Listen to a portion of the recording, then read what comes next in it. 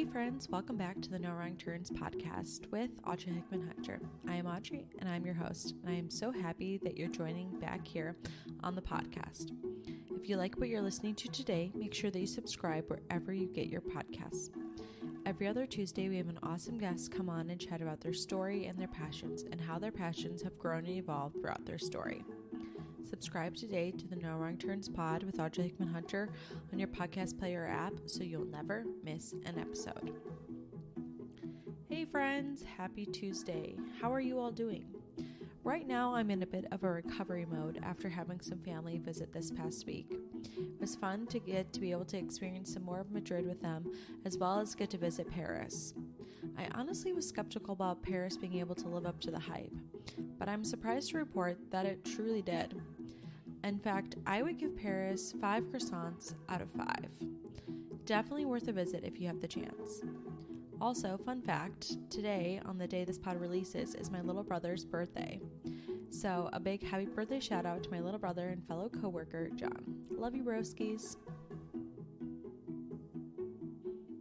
Listeners, welcome to our 48th episode with Emily Aborn. Emily was born and raised in New Hampshire and Maine, where she lives today in New Hampshire, with her husband and her dog, Clyde. She would consider her job to be her passion, but when she's able to pause, she enjoys curling up with a good book. In fact, last year she read 43 books. Emily has experience in several different fields, such as working in restaurants, many chiropractic offices, and even owning and running an organic mattress store. Through all of her experiences, we will see today, through our conversation, how most of them are linked with a passion of hers, marketing.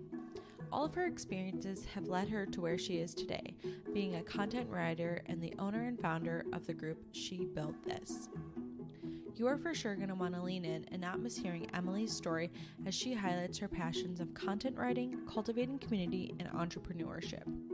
No matter if this is your story and you can relate to her or not, I believe that there is something in this episode for you. All right, here's my conversation with Emily Aborn.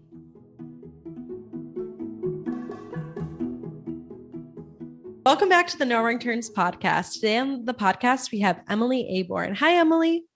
Hi, Audrey. Thanks for having me. Thanks so much for being on. Can you tell the listeners a little bit about who you are, just to give them a little kind of 30,000 foot view of you? Sure. I think most important to know is that I am a dog mom and my dog's name is Clyde.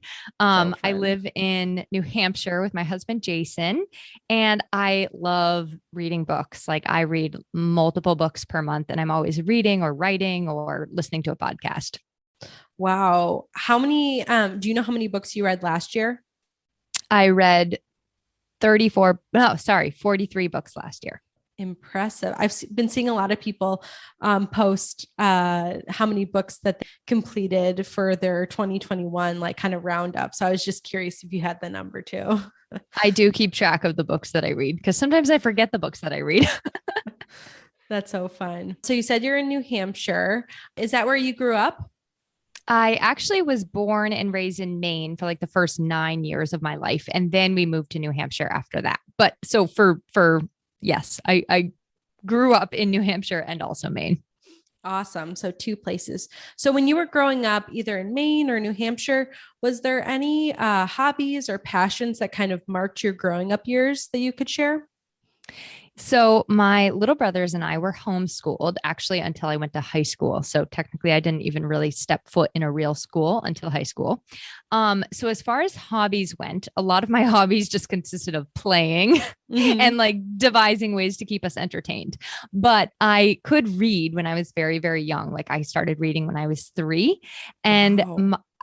My mom was taking a medical terminology course when I was like 5 or 6, and she had me help her quiz her all the time to get ready for the course. And I remember just like sitting on the kitchen table, quizzing my mom on like all these medical terms and loving to learn the words. Like hypothermia was like my favorite one. I made a whole song about it. But apart from that, I think like as far as like passions, I always was starting little businesses. Like as a kid, I started like a dog walking service. service. I started a newspaper. I started a gopher service where I would like run errands for people. So I was constantly like everything from like lemonade stands to antique stands. One time I tried to like put together a day camp. I would put together like these entertainment things and like charge neighbors to come watch us like jump rope and jump on the trampoline and stuff. So That's it was always like that. hilarious. Like I was always just trying to create, even my little brothers, when I babysat them a lot. And so I would be like feeding them lunch and I would make a list of everything in the refrigerator as if it were a menu and then like act like the waitress and the maitre d' and like serve them their food because I was just always trying to turn everything into like a business, so to speak. So I guess my passion was just kind of like creating things, but also learning and learning in a way that was not probably traditional for a lot of kids. That's so fun. So did you make your brothers pay for lunch all the time? No, they didn't have to pay for lunch. Awesome. So you said that you went to an actual physical high school. So that must have been a kind of a turning point, a big difference in your life with having more kind of like free time in your homeschooling and then all of a sudden being in a school. It was very different. So just to like be perfectly frank, we didn't really do much school when we homeschooled. Like I would look through the teacher's answer key and just like find answers to things.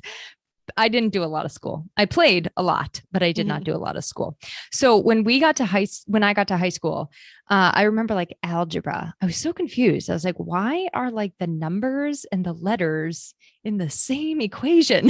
Like this does not compute. This is not math and reading. Yeah, exactly. And then like when it came to history and social, like, things that you just are like, you learn throughout your life as you go to school. I didn't know that. And I'm still not good with those things. Like I'm still not good at like knowing all the presidents and knowing all the vice presidents and the really foundational pieces that you should know. But I will say I loved school. I loved it. I loved science class and like getting into the anatomy and physiology class. I loved English class. I loved it. I loved that you could like submit a paper and a test and get an instant, like, like instant gratification with your grades, That's awesome. I feel like that's like so different, like those kind of juxtapositions of kind of like you were teaching yourself almost with like the teacher's answer key and then kind of going in the deep end of like being student all day.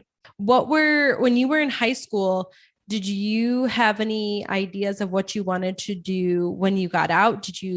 Were you kind of sick of being in like a formal schooling setting? Or did you know if you wanted to go to college or a trade school after? Or did any events kind of like point you maybe towards the end of high school of what would be your next best turn? I definitely knew I wanted to go to college. And I think I had a teacher that when I was 16 years old, he asked us to like sit down and like map out what we wanted our lives to look like when we were 30. Oh, wow. And yeah. And I remember creating like this day where I owned a coffee shop and I like came down from my apartment, which was above the coffee shop, to come open the coffee shop. And I was teaching health education classes on the side. Like I knew I wanted to like teach, I wanted to use what I was learning and like teach other people. I will say, I think I only chose health education because I really loved my health teacher and my health class and like phys ed and things like that.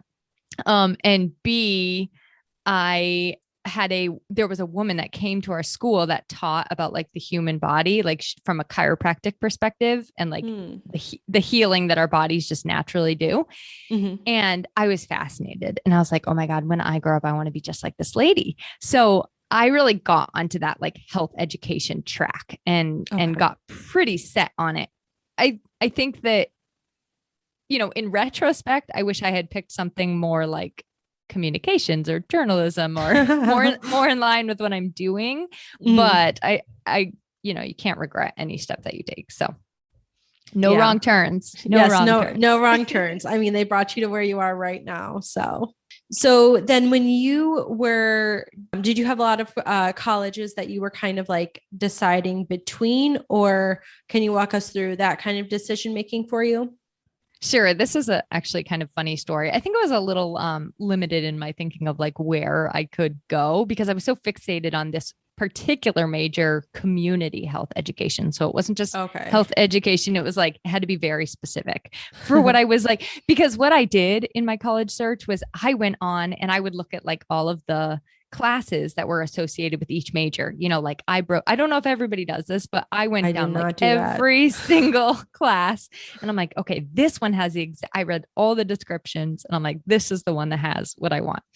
So with those three words, community health education, it definitely narrowed things down a little bit. So I was looking at three schools.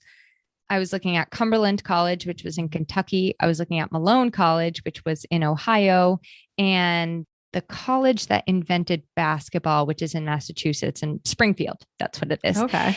And I went and visited two of them, the one in Kentucky and the one in Ohio. And how I chose it is really silly. I had like, I'm not even kidding you. I had like this guiding word. Like I was always like looking for this word sterling because it was like a sign that I was on the right path. And I literally saw the word on the side of a building and I was like, this is the college I must go to. Wow. So that is how I chose my college. I think I also chose it because it was safe. Like my high school was really, really small. I graduated with 6 people in my class. Wow. That's and so, very tiny. Right. And like the most my class ever had was 20. And it just like dwindled from there as I went through, but I wanted a college that felt small and safe because that's what I was used to. So, the school in Ohio only had like 3,000 students at the time. And so it felt very safe to me, but it was a really silly reason to choose the school. Well, that's kind of interesting as well. Like for such a specific major, community health, like that a school that small had what you were looking for. I will say one cool thing about that college. You know how you like go stay on campuses and you usually stay with like a student if you stay overnight. So you can like experience dorm life. I stayed in a room with the same person that is like still my friend today. So we ended up being roommates. Like we ended up living on the same floor our first year and then being roommates down the road. And so she and I are like still pals and I've been in her wedding and she's been to my wedding and all that stuff.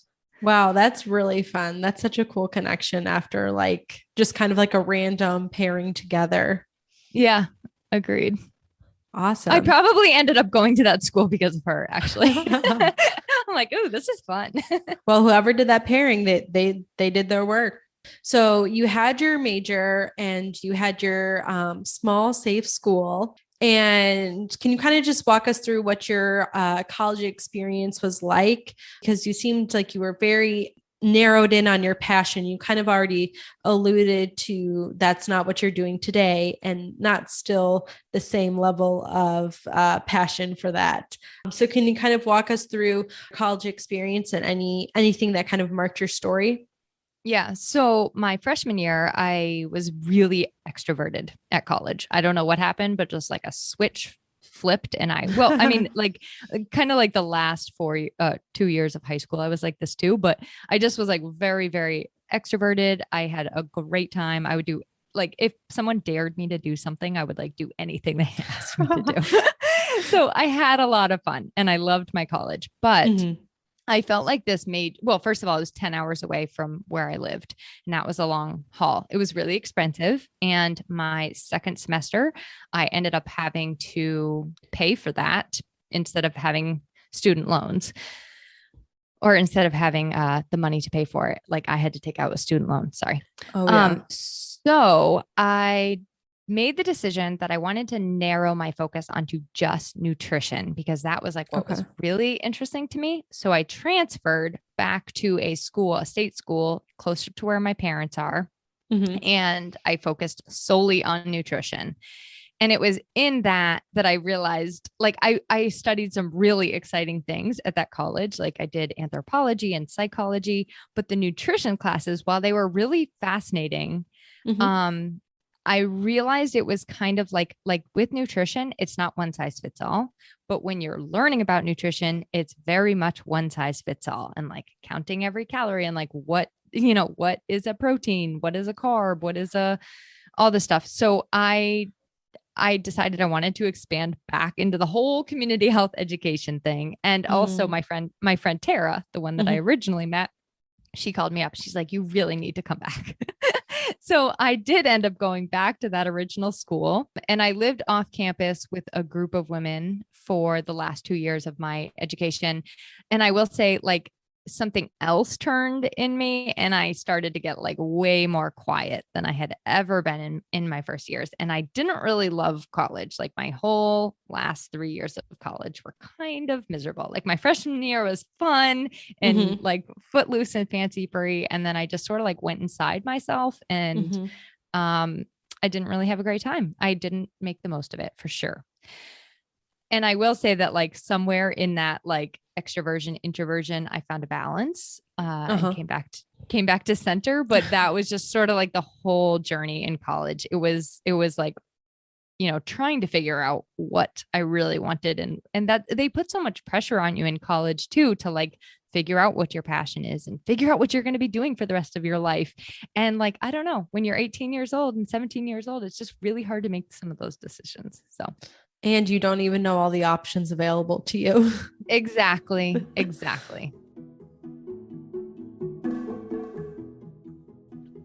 This week in our sponsor spot is Cafe Calidad. If you're listening to this episode on the day it releases, then Cafe Calidad has been open for a solid 2 weeks. Anton Adkins, our guest from the last episode, and his wife Lisette are the proud owners. Happy opening month! They are located at 3455 West North Street in Chicago's Humboldt Park neighborhood. Their hours of operation are Monday to Friday, 7 a.m. to 2 p.m., and Saturday and Sunday, 8 a.m. to 3 p.m. On their menu are a variety of options, from the classic drip coffee or a cafe con leche to a fancy matcha latte. Or if you're not in need of caffeine, they also have tea and hot chocolate options. Additionally, they source vegan donuts so you can have a tasty treat with your drink. If you're in the Chicago area, go check out Cafe Calidad. The information will be in the show notes. All right, back to Emily's story. Well, it definitely sounds like you had a kind of like the highs and lows, and everything in between during your college experience of being far away from home and right next to home at the same time. So when you graduated from college, you had a degree in nutrition then? So that it would be community health education, because I went back to the I know. Gotcha. So you had your original degree, which is kind of interesting because most people will change and probably not go back to the original of what they started with. So you graduated from college, and did you have any idea of what you wanted to do at that point? Did you know that, yes, I want to go use this degree for why I started it? Or did you have some other kind of opportunities come up? I 100% knew I wanted to be a community health educator. And I thought, okay, this is how it needs to look. And I applied to tons and tons and tons of jobs. I thought I was going to get like this dream job that pays you $50,000 right out of the gate, because again, that's kind of what you're told is going to happen.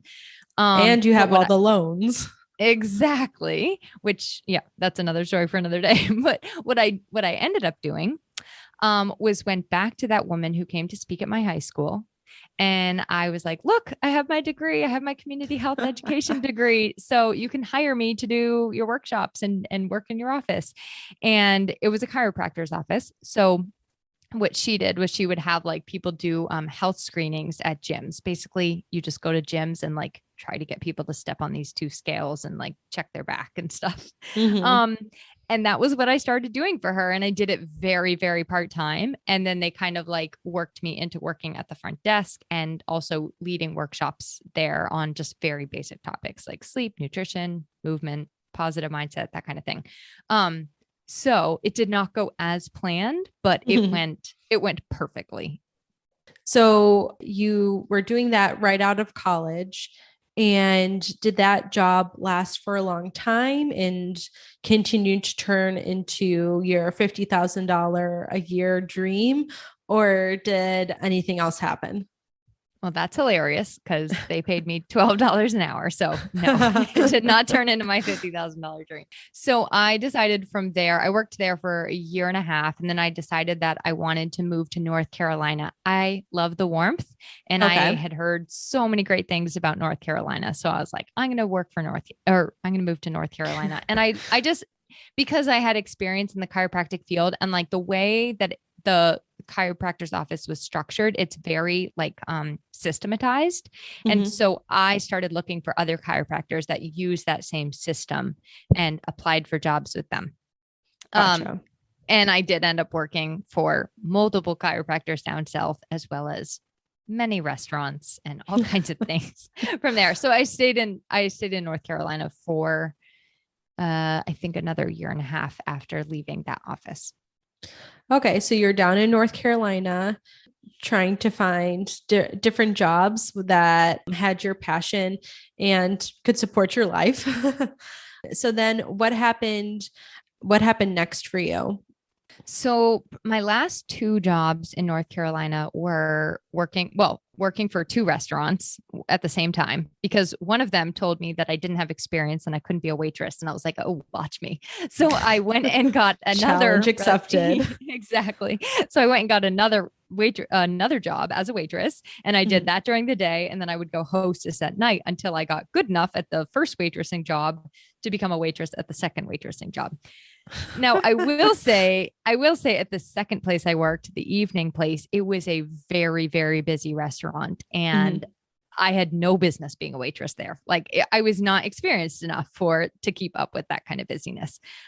But the small one, the one that I worked at for lunch, I did a great job. And I was very I loved it. But there comes a point when if you worked in restaurants, you get in this cycle where you work all day in the restaurant, you're working late at night, cleaning up the restaurant, then you go out with all your restaurant friends, and then you wake up the next day and do it again.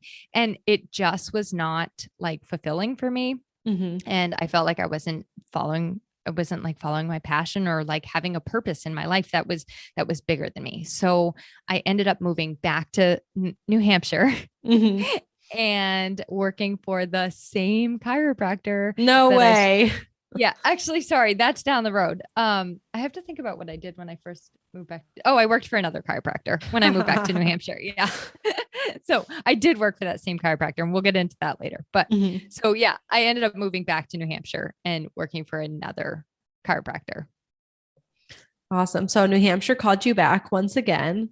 Yeah. and you returned and you worked for a couple of different chiropractor places. And was this still a fulfilling passion for you, or were you exploring other avenues at this time, or what was kind of your thought process? So for this chiropractor, I was like the marketing person, and I did some of their workshops, and I just kind of like ran their front desk, and it was an hour from where I was living. And oh, wow, that's far. I wasn't getting all the hours I needed. So it was a lot. And one day, and they were a little strange. So one day I just kind of decided like, maybe I need to find something else. Well, what I found, because I really wanted to be in that health field, was just working for like an organic grocery store. Okay. And that doesn't pay a lot of money. But I loved it. Like I was also doing some marketing for them, but mostly on like a day-to-day basis, I was stocking shelves and making sandwiches, and I really liked it. And at the same time, I would like go cook for people in their homes. So like people that had lost loved ones or single parents, I would go make them like a week's worth of meals right in their house that they could just like warm up every night.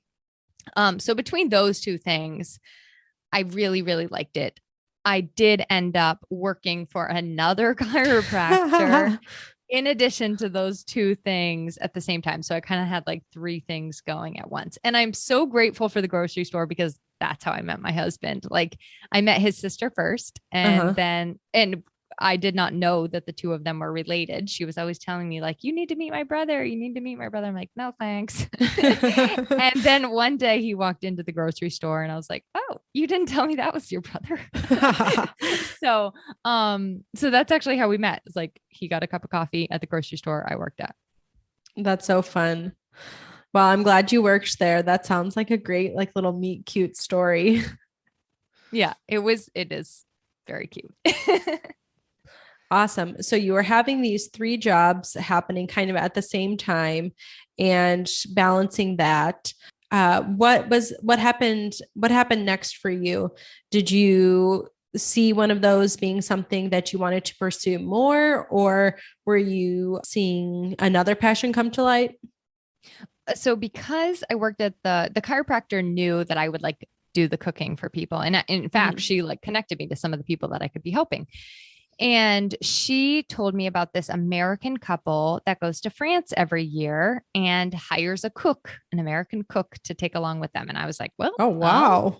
yeah, I'll check this out. Sounds way more glamorous than it is because I actually ended up being like a cook, a housekeeper, a person that the gentleman had Alzheimer's disease. And so he needed someone to be with him like all the time.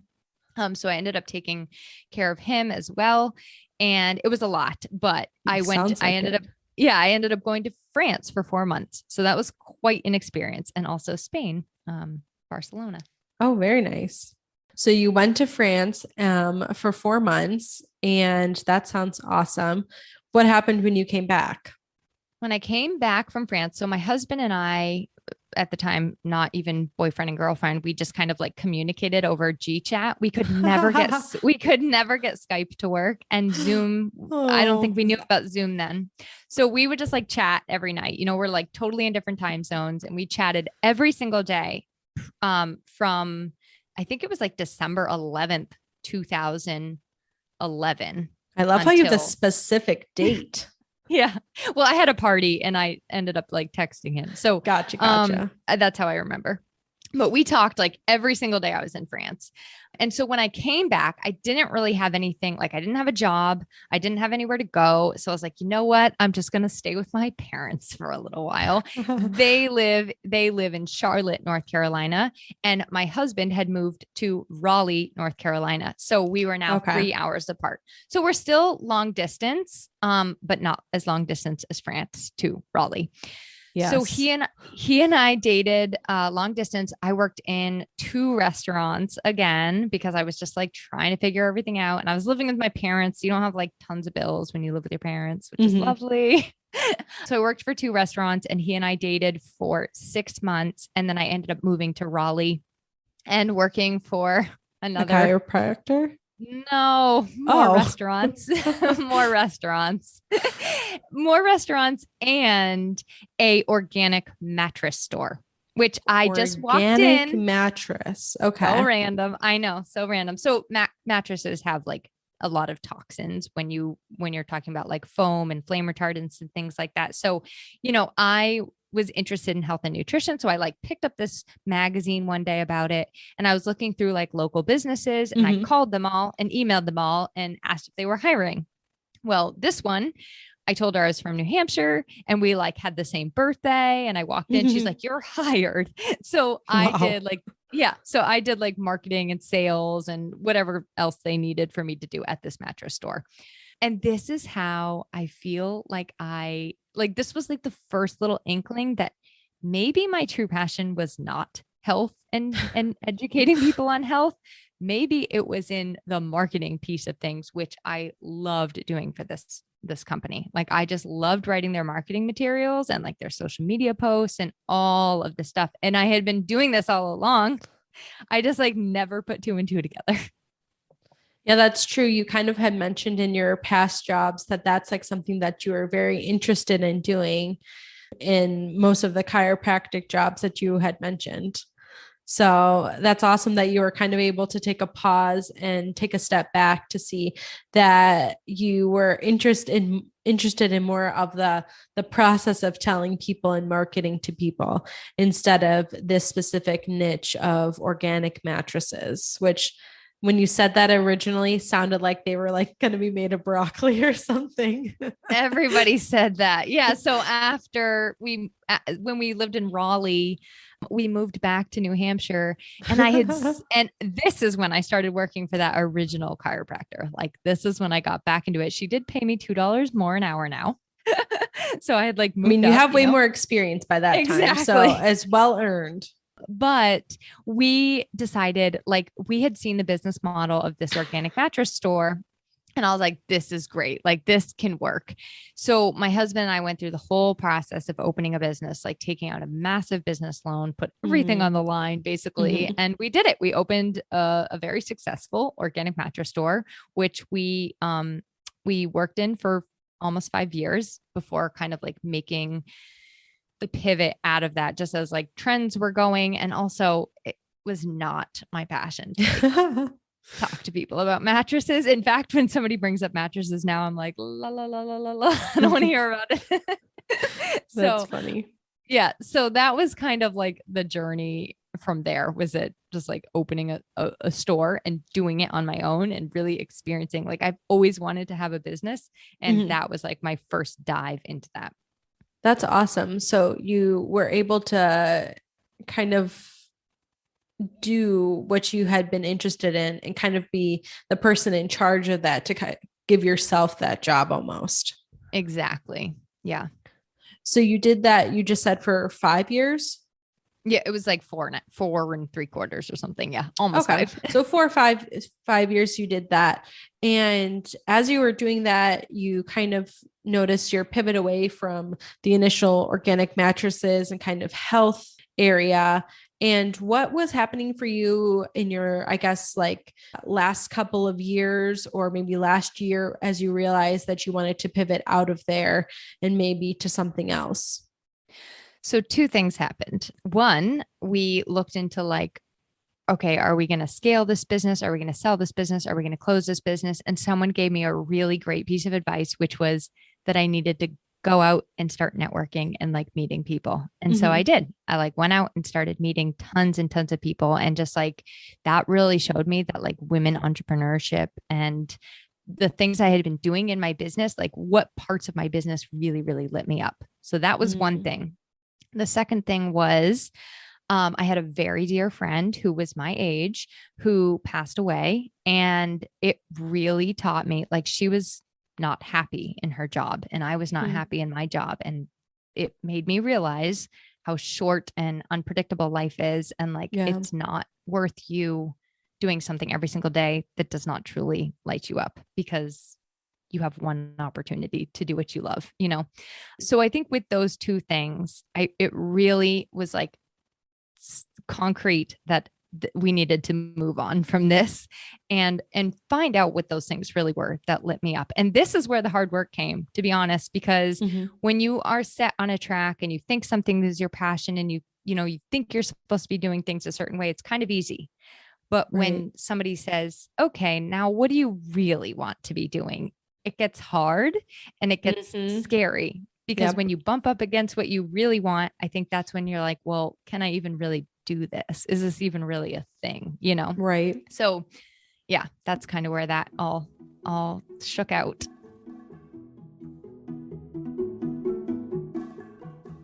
Hey listeners, some of you may have heard a big part of my story on how I started this podcast. During my day job, I get to listen to podcasts all day long. The ones I really enjoy are the ones that encompass someone's story and their passions.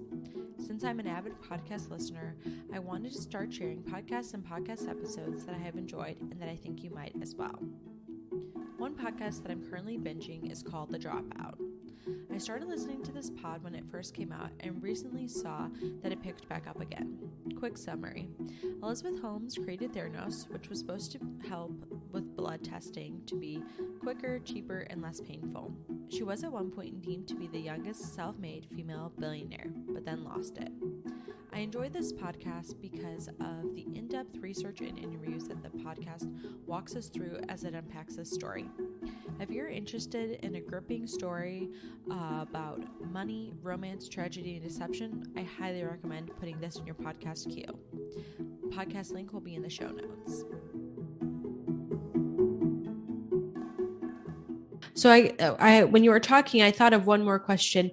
I know that you had mentioned that your husband and you had kind of started mattress business together, but was that his full-time job as well? Or was he also working somewhere else?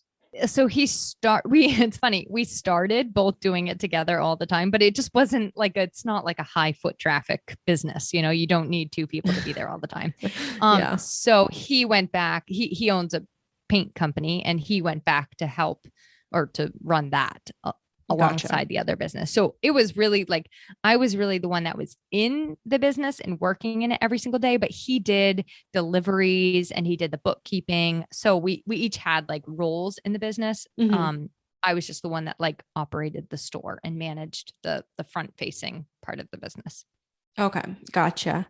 So then as you were pivoting out of that business and you were kind of realizing that you liked the marketing part, what was going to be your next step? As you were kind of saying that it's kind of scary to realize, hey, I am interested in something else, but I'm not exactly sure what to do about it, and this is not my current job. That's a great question. And I think for, your listeners going through this, I think the key is to let yourself experiment and fail. And That's scary. it's really scary. So like, of course I did all the things that, they recommend you do. Like I made a list of all the things I love to do in my business. And I made a list of all the things Mm. I don't like to do. And I looked at applying to jobs. And then I was like, you know what? I think I'm going to go get my real estate license, because it's having your own business, but Mhm. there's also like elements of it that, it kind of like ticked all the boxes. Mhm. However, I quickly realized when you get like, I'm not the kind of person that can just like drop everything and like go to an appointment. Like, I don't like that. I like to know exactly what's going to happen every single day. I like Mhm. routine and structure, and I don't like selling myself. I don't like selling things. And Yeah. so it quickly became apparent that like being a realtor probably wasn't for me. However, in that process, I met a real estate group that said they needed help with their social media. And I was like, sure, I can help you with your social media. No problem. So I started writing their social media posts. I started writing social media posts for a transport company. And then I kind of broadened it. So I was like, I can help you with like any administrative tasks, like any virtual admin tasks you need. So I was a virtual assistant, but I didn't want to call myself a virtual assistant. So I called myself a professional assistant. And as I worked, like while I was working in the mattress store, I had 5 professional assistant clients at the same time. Oh, So wow. I was like applying to jobs, and my husband even said, he's like, okay, I think it's time that you go get a real job, So I'm like, okay. So I'm applying to real jobs, Mhm. but I also have these 5 clients. And like by the time it came to close the store, it was like the income was justifiable enough where I could say, let's give this thing a go. Mhm. And so I kept going with those clients and getting more clients and things like that. And I sort of honed in on like, once I realized, okay, I can't actually do like people's bookkeeping and like keep their schedules and like all this Mhm. stuff. Like I don't want to be someone's virtual assistant. I just sort of like tightened that up a little bit back to marketing, Mhm. and then tighten that up even more into just like the writing part of the marketing. So Gotcha. so what I mean when I say like you have to experiment, sometimes people look at that and sometimes you might be like, well, that's a hot mess that just can't decide what you want. But sometimes you have to just try things to Mhm. see what you like and see what you don't like, because sometimes you make it too broad, sometimes you make it too narrow, and you have to figure out where those guardrails are for yourself. So now I am a writer, I'm a content writer. And that all came because of kind of like just narrowing that focus down from like, I do everything to Mhm. I do this, and I do this really well. And I feel good about that. And that part was scary. Like it is scary to say I'm only doing this when all my income is coming from doing all of these things. I definitely could see how that would be kind rather scary, being kind of like the yes person for, yes, I can help you out with that, because you want to make sure that you are having an income and repeat clients, but then at the same time realizing that you're not very interested in doing all of these things, and maybe not even that great at some of those areas as well. But then very exciting for you to realize that you do love the marketing and the writing content piece of that.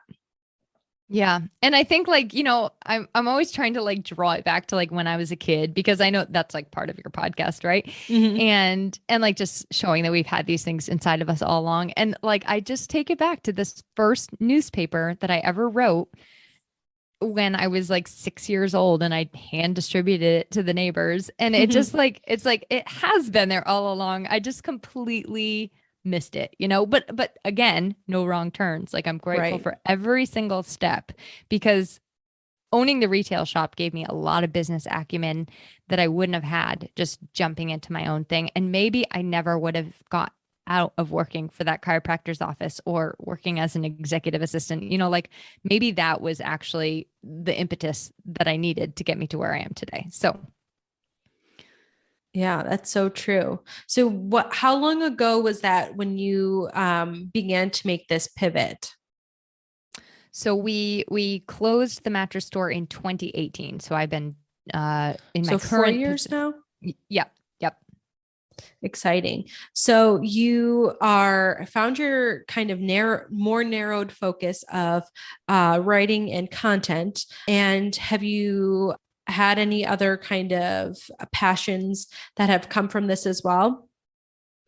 Well, I guess just like my love for reading and things like that, like Hmm. basically anything nerdy, Yeah. that involves words. But on the side, I say on the side, in conjunction, I also run this group that supports women entrepreneurs. And so Hmm. I think it all just kind of like comes together with like creating community by being like our authentic, genuine selves. And so Hmm. I kind of, though that concept sort of like trickles into both things that I do. And I mean, sadly, like my work is my passion. So Hmm. I literally could be working all of the time, but I have to like force myself to stop and find other things that I love, like reading. Yeah, but it still has like the same kind of like, I guess, base of the reading and writing that you really enjoy. Yeah. And sharing, like just sharing knowledge and tools and resources and information and things. So Do you want to share a little bit more about your kind of community that you have created? sure. Thanks for the question. So She Built This it's a online space right now for women entrepreneurs. Sometimes we've met in person here in New England, but most of it exists online. And it's basically like workshops that offer people resources, groupthink because being an entrepreneur, it can be very, very lonely, and you can feel like you're sometimes just talking to yourself. And so Mhm. this is kind of like that group that's by your side to like celebrate you and cheer you on, and also give you some of that like critical feedback when you need it, and give you, you know, tangible steps to what you should be doing next and things like that. So that's really the crux of it. And you can find out more if you're interested in it at shebuiltthis.org. Awesome. Thank you for sharing about that. Before our interview, I was kind of looking around and I was just amazed with like how big your group is. Oh, thank you. Yeah, we have 1,500 on like the free base level, and then I think there's 75 people in kind of like the upper level paid VIP membership. That's awesome. So, so now I want to pivot to ask you a few more questions, but a little bit different. Are there any myths that surround your passions, either about entrepreneurship or about writing and marketing, that you could share with us? Maybe things that you had believed and now have come to know are not true, or things that you hear all the time and you're like, I don't know why people are thinking this. So I have two. One is in Awesome. terms of kind of like writing and creativity. And I think a lot of times when it comes to the word passion, like I don't know about you, but I spent a lot of my life searching for my passion, or Hmm. waiting for my passion, or like Hmm. waiting to try to figure out what the thing was, Yeah. instead of just being present and being like, oh, I'm doing the thing. That like every step of the journey is part of the bigger picture. You know what I mean? And so I Hmm. think a lot of times we get hung up on that, like searching for things outside of ourselves to like fall from the sky and hit us. And we're literally in it every single day. Like it's like passion is an emotion. You know what I mean? So like where Hmm. can I create passion in my life starting today? In terms of entrepreneurship, I think that a lot of people think that you have to have everything perfect before you get started. You have to be 100% an expert before you get started. And like, quite frankly, the situation is never perfect. The difference between my first business and this business was the first business, we had everything perfect. We had a business plan. We had a, like shiny little PowerPoint to show the bank. We had it. We had the floors. We had it all. Like we had the whole place. Like it was beautiful inside and out. And it just wasn't making us happy. And this business, I literally had nothing except a laptop. And it's like, makes me happy every single day and gives me a reason to wake up every single day. So the situation will never be perfect. And if you are truly on the fence and like want to start something of your own, want to become an entrepreneur, you can start like even while you're working your day job, you can start taking steps every single day that gets you to where you want to go.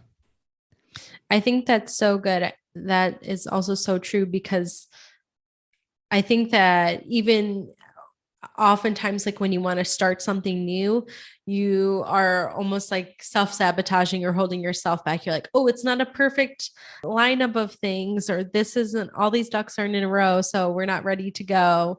So maybe next week or maybe next month or something like that. So I think that's a great myth to debunk for us. All right. The next question I have is, if somebody's listening and you kind of already shared one of the resources, your group, but if you had any other advice for somebody who is interested in pursuing their passion, maybe some resources that you have learned about along the way that have really helped you, or maybe even just a piece of advice you wish you had known when you were starting out, is there anything that you can share with the listeners? Yes. So number one is there's a book called Unfollow Your Passion by Terry Trespicio, and it just came out. I have not read it yet, but I know Terry and I know of her message well. And I think that will help a lot of people that are really up against like, what is my passion? I found a lot of figuring out who I was and what I loved came when I was reflective and I spent time reading and I spent time writing and I spent time in self-exploration. And I really think that that is like, it was like allowing myself to be really honest with myself and just love what I love, and love the parts of me that maybe I was trying to keep hidden away or I was scared to let out. And like the writing piece, that could be it's very scary to be visible, I think, as your true self. And so that was definitely a resource, just like that you can do for free. Starting at home, you can get out your notebook and start thinking of these things and finding, there's a great resource by Michelle Obama called Becoming. And it's like a journal that helps you like list yourself and just like things like that help you to like learn more about yourself and what you love. Awesome. Those are some great resources, and we'll link those in the show notes for sure. And I guess one more thing. Yeah. The best piece of advice in like when I was getting ready to close that mattress store, the best piece of advice that I had already mentioned was like connecting with other people. And I really, really stand by that. Like you never know what the person that you're connecting with, like you never know what is going to happen from that connection, and it could change your life. Like the next stranger you meet could change your life. And so I think just always being open to meeting others and connecting with others. And maybe it means you have to put yourself out there a little bit to do that. But I think that is the other piece, like the other resource that, again, you can do it for free, usually maybe $4 for a coffee or something, but to just take that step and like meet somebody. Yeah, I think that's some great advice. And some other people who have shared on the podcast have kind of shared that in different formats as well. So I like that you have reminded us about that, just because you never know with you sharing what you're going through or part of your story, that you sharing that with somebody, they could be sharing it with somebody else that could connect you eventually and be part of your next step of what you're going to do. Exactly. Thank you so much for joining us each week as we listen to our awesome guests come on and chat about their story and their passions and how their passions have evolved and grown throughout their story. I am so humbled and honored that you would choose to download and listen to these conversations every other week through inviting me into your earbuds, your car, your Google Home, your Alexas, wherever you listen. Thank you so much, friend. I am so grateful for you. Can you do me a favor? If you've not already subscribed to the podcast yet, would you do that in whichever podcast player app that you're using to listen to us on today? If you're already subscribed, then thank you so much. I truly appreciate it. It makes a huge difference. I would love it if you could share this show with a friend. I find out about so many different shows through recommendations from friends. Maybe some of you have found out about this show through a friend sharing it with you. Lastly, would you please leave a rating or review on whichever podcast player app you're listening to us on? Thank you so much. I know these things may seem super small, subscribing, sharing the show, leaving a rating or review, but they make a huge difference to new listeners finding the No Wrong Turns pod. Thank you so much. Thank you for being here, for listening, and for cheering on the No Wrong Turns pod. Thanks for subscribing, sharing, and reviewing the show. All right, back to Emily's story. All right. So we have a question that we ask everybody who comes on the podcast, and that is, what is fueling you today? What's fueling your passion? So this could be anything from a new coffee drink, a new TV show that you found, a new walk that you like to do. Yeah. So it could be anything. So what's fueling you today? Well, that is a fantastic question. So I'm a big time podcast listener, and I guess I would have to say that is what's fueling me today, because when I take my walks in the morning and I sit on my rowing machine every day, I like get all jazzed up listening to podcasters, and some of them are my friends, like Angela Lucier's Claim the Stage podcast. She's a dear friend of mine. And I just love listening to podcasts and like there's so much knowledge and wisdom in people's in like what other people are sharing right around you, and so easily accessible. So I guess that would be my answer.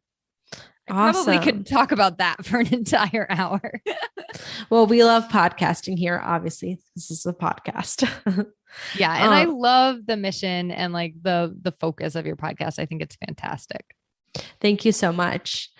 So as we close out here, lastly, I just wanted to ask if you could share with the listeners where they can, if they want to connect with you or find you, how could they best do that? Either Instagram, website, or in a Facebook group. So if you could share that with us, we would greatly appreciate it.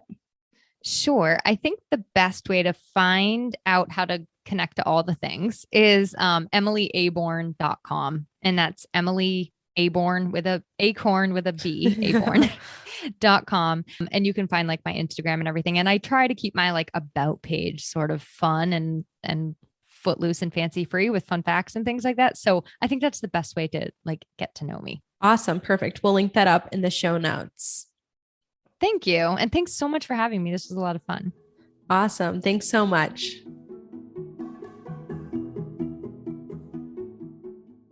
Friend, this was an amazing conversation with Emily. It was awesome to see all of the pivots that Emily took as she uncovered the link between most of her jobs to find her passion to be marketing, something that she was doing in several of her jobs already. She summed it up perfectly when she said, "Every step of the journey is a bigger part of the picture." All of those steps in seemingly different directions for her led her to where she is today, of being a copywriter and founder of She Built This. I hope that you were all encouraged today from Emily's story and her passions. My prayer is that you would consider what God has for you and what He might be leading you to. See the show notes for our music credits. All right, guys, enjoy your week. If you enjoyed this episode, please share it with a friend, and I will see you back here next time with Samantha Flynn, founder and owner of Juniper Public Relations. Hey friends, you have just listened to the No Wrong Turns pod with Audrey Hickman Hunter. I'm Audrey and I'm your host, and I am so happy that you joined us here today. If you like what you listen to, make sure that you subscribe wherever you get your podcasts. We are bringing new shows every other Tuesday and have awesome guests come on and chat about their story and their passions and how their passions have evolved and grown throughout their story. Subscribe to the No Wrong Turns pod with Audrey Hickman Hunter in your podcast player app so you'll never miss an episode. See you next time.